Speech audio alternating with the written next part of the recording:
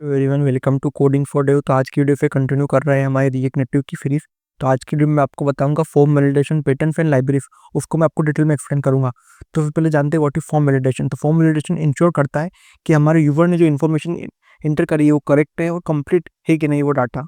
अगर वो सबमिट करेगा उसको तो ये हमारे यूजर एक्सपीरियंस को इम्प्रूव करता है और जो इनवैलिड और अनसेफ डाटा रहता है बैकएंड में उसको जाने से इग्नोर करता है। तो और बात करते हैं सबसे पहले फॉर्म वैलिडेशन पैटर्न्स की। तो पहला होता है मैन्युअल वैलिडेशन, जिसको हम वैनिला अप्रोच बोलते हैं, जिसमें हम वैलिडेट करते हैं ईच फील्ड को मैन्युअली यूजिंग कंडीशनल्स। जैसे हमने जो ईमेल उसमें एंटर करेंगे उसमें हम इंक्लूड करके चेक करते हैं और उसमें एट है कि नहीं।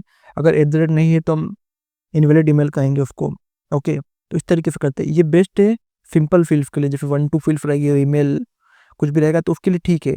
लेकिन अगर हमको कुछ एडवांस चीज़ें करनी है उसके लिए एक होता है स्कीमा बेस्ड वैलिडेशन, जो प्रिफाइन होता है, जिसमें हम कुछ स्कीमा डिफाइन लाइब्रेरी का यूज़ करते हैं। जो यप एक लाइब्रेरी है, रिएक्ट हुक फॉर्म है, इसको हम लाइब्रेरी को हम डायरेक्टली इंस्टॉल करते हैं और हम डायरेक्टली लाइब्रेरी से हम स्ट्रिंग को पास कर देते हैं।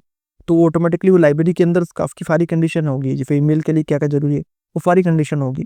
तो हमको उसका रेजेक्स कोड ये सब चीज़ें ऐड करने की जरूरत नहीं, डायरेक्टली उसको इंटरनली चेक कर लेगा कि ये लाइब्रेरी में अगर ये ईमेल है तो हाँ ये करेक्ट ईमेल है। ओके, तो ये स्कीमा है, ये इंटीग्रेट हो जाएगा और ये ऑटोमेटिकली हमको वैलिडेशन दे देगा।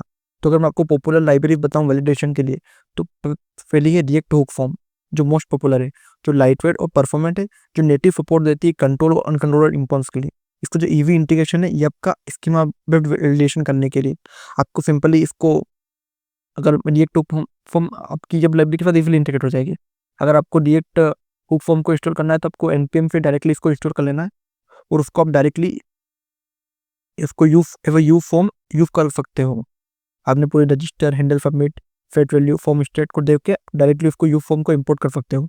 ये यूज कंट्रोलर है, ये वर्क करेगा जो रिएक्ट नेटिव के टेक्स्ट इनपुट में भी वर्क करेगा। अब बात करते हैं ये जो स्कीमा हमारा वैलिडेशन करता है, ये रिएक्ट हुक फॉर्म के साथ कर सकता है और स्टैंडअलोन भी वर्क कर सकता है। ये डिक्लेरेटिव है और रीडेबल है। ये सपोर्ट करता है कॉम्प्लेक्स फॉर्म रूल्स को, जो मैंने आपको बताया ना कि इतने कॉम्प्लेक्स होगा उसका रूल ऑटोमेटिकली उसको सपोर्ट करके उसमें से पता कर लेगा कि ये करेक्ट है कि नहीं है। तो अगर मैं इसका बताऊं, तो जिसमें इसमें हमने एक पासवर्ड को यप लाइब्रेरी से हमने दिया है, एक यप ऑब्जेक्ट बनाया है जिसमें हमने उसका पासवर्ड दिया है यप डॉट स्ट्रिंग। हमने उसमें minimum length fix required password required है, हमने वो दे दिया है। ओके, अब एक और थर्ड है हमारी फॉर्मिक, जो कि अल्टरनेटिव है रिएक्ट हुक फॉर्म की। ये भी डिक्लेरेटिव और स्ट्रक्चर है, ये मोर वर्बस है बट ये बिगनर फ्रेंडली है और ये बेटर है कंट्रोल इनपुट करने के लिए। इसको आपको इंस्टॉल करने के लिए आपको npm इंस्टॉल फॉर्मिक और आपको यप को भी इंस्टॉल करना है। आपको फॉर्मिक को इंपोर्ट करना है। आप में इसमें फॉर्मिक में आपकी इनिशियल वैल्यू और आपको जो डाटा पास करना है आपने पास कर दिया और आपने इसको हैंडल करा ऑन टेक्स्ट को चेंज होने पर। ओके, इस तरीके से आप इसका भी यूज़ कर सकते हो। अब बात करते हैं react native specific integration with react hook form. जो रिएक्ट नेटिव उसको क्या क्या रिक्वायर होता है, उसको कंट्रोलर जो रिक्वायर होता है टेक्स्ट इनपुट के लिए, जो कि रिएक्ट हुक फॉर्म में है। तो हमने कंट्रोलर का यूज़ करा यहाँ पे और हमने उसको डायरेक्ट एक कंट्रोलर में हमने नेम ईमेल पास करा, कंट्रोल पास करा और उसको रेंडर करा और उसमें हमने टेक्स्ट इनपुट की वैल्यू भी पास कर दी। तो अब बात करते हैं सिंपल रिएक्ट नेटिव फॉर्म जो वैलिडेशन के लिए यूज़ करते हैं, जिसमें हम ये लाइब्रेरी का यूज़ करते हैं, रिएक्ट हुक फॉर्म का भी यूज़ करते हैं और यप रिवॉल्वर का यूज़ करते हैं, जिसमें हमने आप देख सकते हो यहाँ पे हमने सारी चीज़ें इंपोर्ट की है।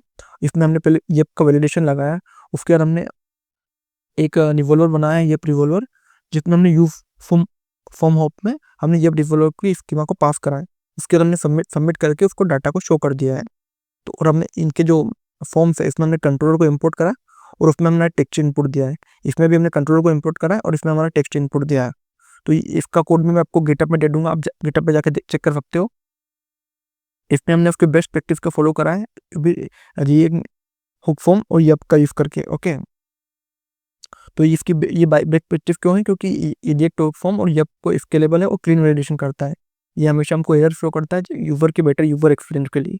ये डिफ़ॉल्ट वैल्यू को सेट करता है सबमिट होने पर और ये यूज़ कंट्रोलर का यूज़ करता है रिएक्ट नेटिव कंपोनेंट्स के लिए और ये वैलिड करता है ब्लर होने पर, सबमिट करने पर, चेंज होने पर, depend on the UX needs. Okay, इसलिए हम इसका यूज़ करते हैं।